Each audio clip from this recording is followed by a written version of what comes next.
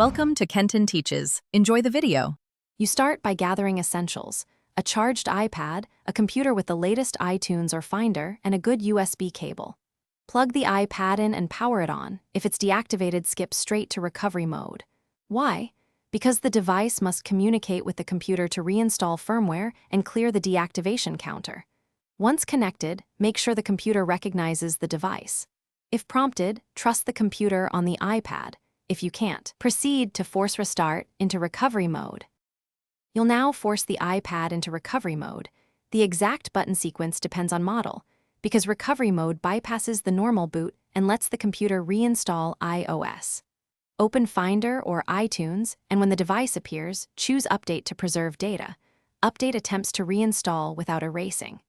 If Update times out or fails, choose Restore to fully reinstall and remove the deactivated state.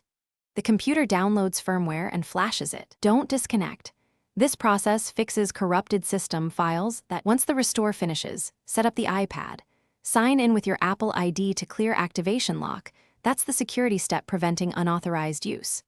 If you can't sign in, use Account Recovery or the Apple Support app.